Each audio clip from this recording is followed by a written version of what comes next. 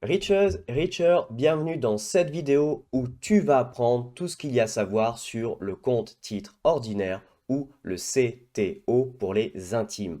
Qu'est-ce que le CTO? Pour qui est le CTO? Quel est son mode de fonctionnement? Quels sont les avantages et les inconvénients de cet outil? Et également quels sont les frais liés à son utilisation et les frais de transfert. Niveau de difficulté, un rich, pas de prérequis. Du coup, c'est parti.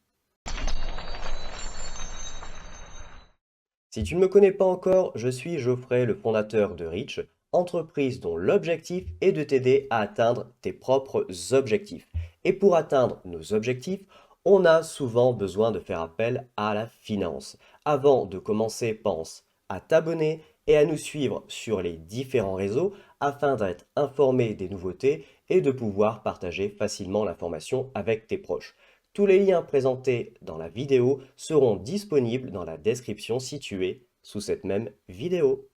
Sans plus tarder, qu'est-ce que le CTO? Pour pouvoir investir en bourse, c'est-à-dire avoir la possibilité d'acheter des actions, mais pas que, il est nécessaire de disposer d'un compte qui permette de le faire. Tu as peut-être aussi entendu parler du terme d'enveloppe. Une enveloppe, c'est un support d'investissement qui est lié dans un cadre juridique et fiscal qui te permet d'acquérir des actifs pour les mettre au sein de cette enveloppe. Un CTO, c'est tout simplement un produit d'épargne qui te permet d'acquérir des actifs pour diversifier ton patrimoine et le faire prospérer à partir du moment où tu as la bonne méthodologie. Parmi les actifs, on va retrouver des actions, des obligations, des fonds, des ETF, etc., etc. J'ai précisé ce qu'était une action dans ma vidéo sur le PEA. Au besoin, je t'invite à aller voir cette vidéo. Ici, on va faire un focus sur l'obligation qui peut être acquise au travers d'un CTO. Une obligation, c'est une part d'une dette d'une entreprise, d'une collectivité ou d'un État. On va prendre un exemple avec une entreprise qui a besoin d'1 million d'euros pour financer ses projets. Elle a énormément de possibilités qui s'offrent à elle et parmi ces possibilités, elle peut par exemple aller voir un intermédiaire financier, une banque, pour aller faire un emprunt bancaire. Elle peut aussi passer par l'émission d'obligations pour faire un emprunt obligataire cette fois-ci. On sait tous ce qu'est un emprunt bancaire. L'intermédiaire financier, c'est un mot qui rapporte plus au Scrabble et ça rapporte également plus à la banque. En effet, au lieu de nous prêter son argent, elle aurait pu faire autre chose avec cet argent. De plus, si elle nous prête son argent, elle a un risque de ne plus voir son argent, une partie ou la totalité, si on ne la rembourse pas. Elle va donc demander une prime de risque qui prendra la forme de taux d'intérêt. Au plus le risque est important, au plus les intérêts seront importants. Suivant l'échéancier qui aura été défini, on va rendre progressivement la somme qui a été empruntée à la banque et on va ajouter les fameux taux d'intérêt. Alors que pour l'emprunt bancaire, on va voir un intermédiaire financier, au niveau d'un emprunt obligataire, on va se diriger vers les marchés et on va directement récupérer l'argent auprès des investisseurs. Les investisseurs, tout comme l'intermédiaire financier, peuvent faire autre chose de leur argent et vont prendre un risque en nous prêtant cet argent. C'est la raison pour laquelle, eux aussi, ils vont demander leur fameuse prime de risque au travers des taux d'intérêt. Que ce soit donc l'emprunt bancaire ou l'emprunt obligataire, on a donc des similitudes, que ce soit donc sur la durée de l'emprunt, il y aura toujours une durée, et également sur ces fameux taux d'intérêt. Revenons sur notre entreprise qui veut prendre 1 million d'euros au travers d'un emprunt obligataire. Notre entreprise réfléchit et se dit qu'il est quand même compliqué de récupérer 1 million d'euros auprès d'un seul investisseur. Il est plus simple de récupérer de plus petites sommes d'argent auprès de nombreux investisseurs. Elle va donc découper cet emprunt obligataire de 1 million d'euros en un certain nombre de parts. Par exemple, 10 000 parts, ce qui nous fait donc 10 000 parts à 100 euros. Une part sera appelée une obligation car elle va obliger la personne qui emprunte l'argent à nous le rendre. En tout cas, c'est ce qu'on espère. Si on part sur une durée de 10 ans et sur 5% en taux d'intérêt, pour une obligation de 100 euros, je vais avoir à la fin de chaque année 5 euros d'intérêt, 100 euros fois 5% me donne 5 euros d'intérêt. Fois 10 ans, 50 euros d'intérêt sur la globalité de ce prêt. Et la dernière année, en plus des intérêts, l'entreprise va me rendre les 100 euros de capital qui auront été investis. Et là, tu te dis que toi aussi, tu as envie de faire travailler ton argent et que le CTO peut t'aider à faire cela. La question que tu te poses, c'est qui peut avoir un CTO? Pour répondre à la question du qui, ça va être assez simple puisque tout le monde peut avoir un CTO. À noter que pour les personnes mineures, les enfants, l'intervention des représentants légaux, par exemple les parents, est nécessaire. Même si le Scrabble s'affiche ici, les grands gagnants, ce sera dans notre exemple les enfants puisque tout l'argent qui sera déposé sur le CTO leur appartiendra.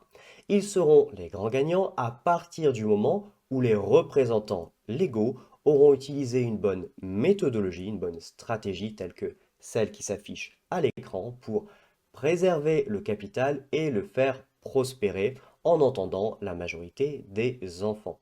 On est ici dans un cas spécifique, on est dans le cas de la donation. Il y aura donc un plafond.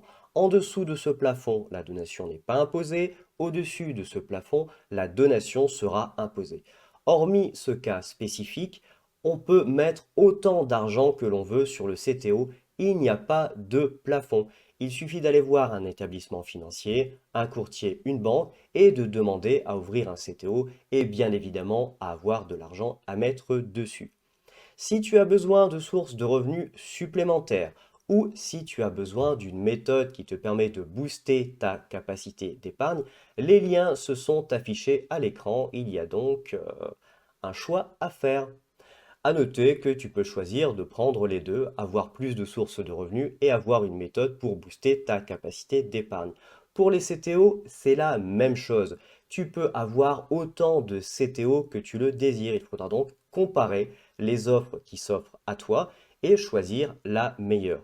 Tu pourras par exemple voir l'ergonomie de la plateforme, les frais de la plateforme, la vitesse d'exécution, est-ce qu'il y a des outils d'aide à la prise de décision, etc., etc., etc.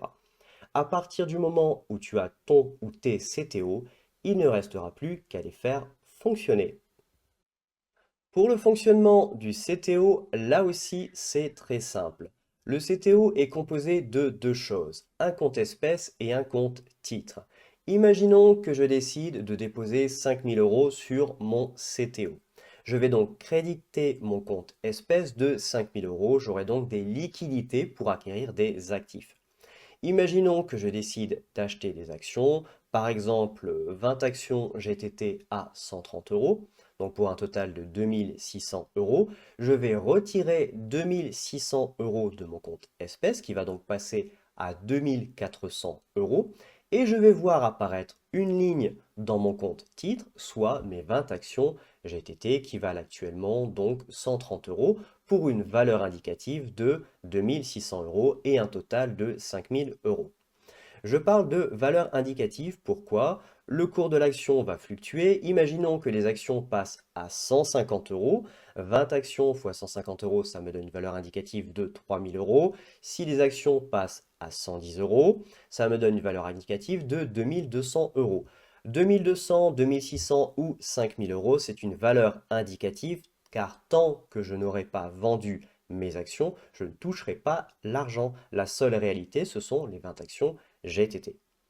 Plusieurs possibilités ici. Je décide de conserver mes actions, par exemple pour toucher le dividende. Sur GTT, je sais que pour 2025, il est de 7,50 € par action, soit un total de 150 euros. 7,50 fois 20 actions.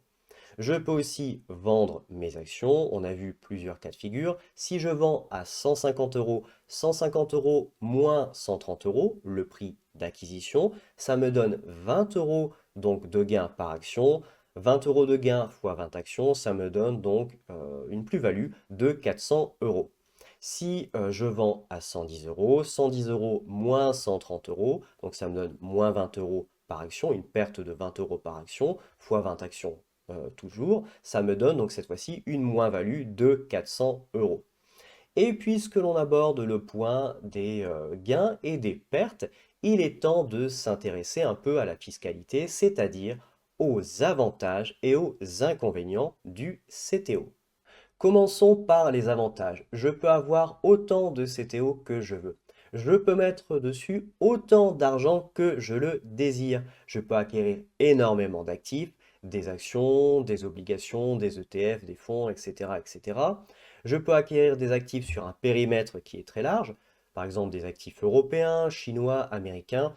En fait, les seules limites sont liées aux caractéristiques du CTO. C'est la raison pour laquelle il faut choisir judicieusement son CTO et comparer donc les caractéristiques de nos différents CTO. D'une manière générale, le CTO n'est rien d'autre qu'un outil et je vais utiliser cet outil en fonction de ma stratégie. Je sais ce que je veux, je connais mes objectifs et pour atteindre mes objectifs, je vais utiliser tel ou tel outil. Si cette partie-là est encore floue pour toi, je t'invite à suivre le lien qui s'affiche à l'écran pour y voir plus clair. Continuons avec les avantages. Certaines plateformes offrent la possibilité de faire des achats d'actions fractionnées. Prenons un exemple, au moment où j'enregistre cette vidéo, une action Hermès vaut plus de 2500 euros. Elle n'est donc pas à la portée de tous. Au travers de ce système, je peux acquérir une part d'une action Hermès si je veux avoir un peu de luxe dans mon portefeuille ou tout simplement si cela fait sens avec ma stratégie. Je peux également utiliser le système de règlement différé, dit SRD, ou pratiquer la vente à découvert, dite la VAD.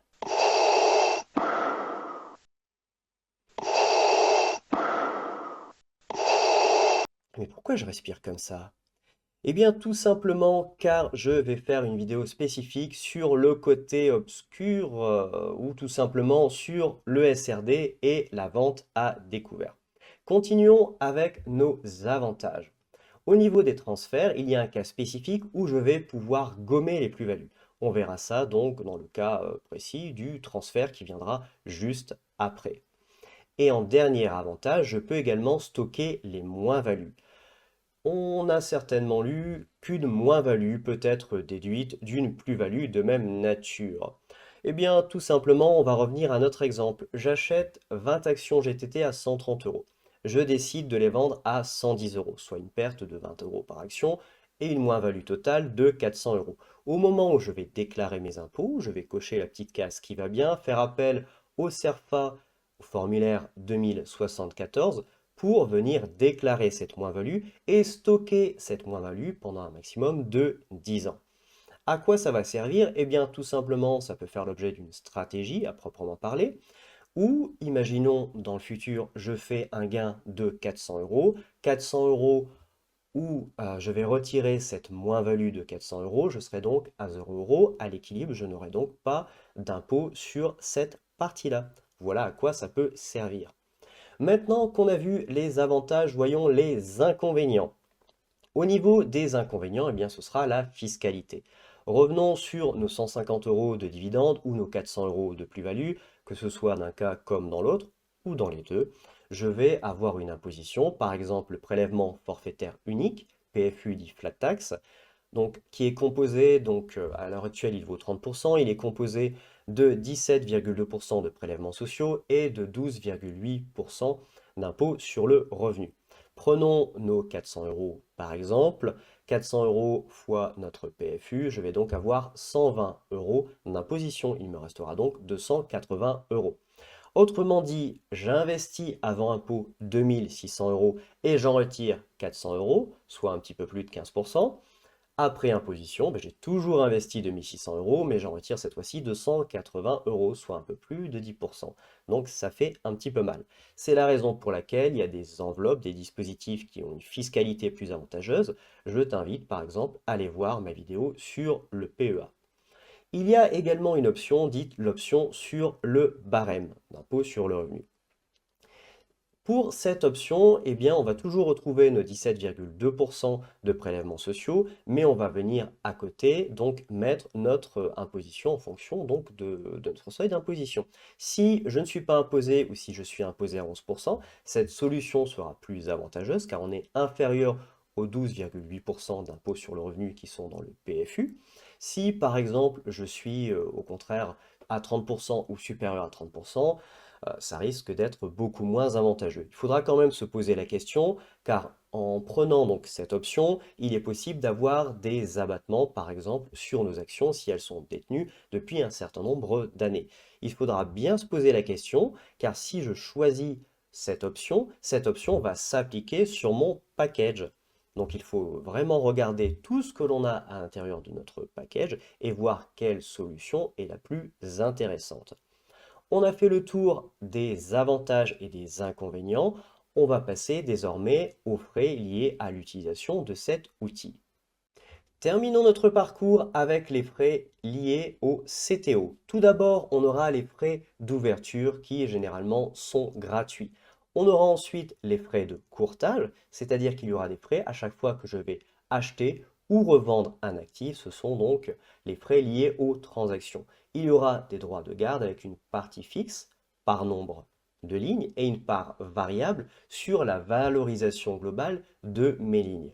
Et enfin, on aura les frais de transfert qui peuvent être fixes ou qui peuvent être variables en fonction de mon nombre de lignes. Si les frais sont variables, il est intéressant de solder un maximum de ces positions afin de diminuer donc les frais de transfert et d'une manière générale, au moins j'aurai de lignes, au plus la vitesse de transfert sera importante. Au niveau de ces frais de transfert, souvent les banques en ligne ont les meilleurs tarifs. Pour terminer avec le transfert, on va voir le cas spécifique où on peut gober cette partie plus-value et on va appeler ça la transmission. Donc on va rentrer dans le cadre de la donation. Pour cela, on va reprendre notre exemple. J'achète 20 actions GTT à 130 euros, elles arrivent à 150 euros. 150 moins 130, ça me fait 20 euros de plus-value par action. 20 fois 20 égale 400 euros sur ma plus-value totale. Je décide de transmettre mon CTO à mes enfants, par exemple. La nouvelle référence, ce ne sera plus l'achat à 130 euros, mais ce sera le cours de l'action au jour de la donation. Si au jour de la donation GTT, les actions GTT valent 150 euros, ce sera nouvelle référence. Si les enfants décident de vendre l'action GTT à 150 euros moins 150 euros, il n'y aura pas d'imposition. La plus-value réelle, elle est bien là, 150 moins 130 euros. On en a terminé avec notre CTO. Tu as à présent toutes les informations à ta disposition. Et puisque tu disposes de toutes les informations, eh bien maintenant, c'est à toi de jouer. Si tu souhaites définir tes objectifs et atteindre ces mêmes objectifs, rends-toi sur rich.vision. Tu y trouveras des articles afin de comprendre l'essentiel, des produits afin de maîtriser les règles du jeu et de gagner la partie, des opportunités, je vais te donner ici un gros coup de pouce financier afin d'accélérer ta vitesse financière et la newsletter afin d'être informé en direct de ce qui se fait de mieux. Et puisqu'il te reste à cliquer, eh bien maintenant, c'est à toi de jouer.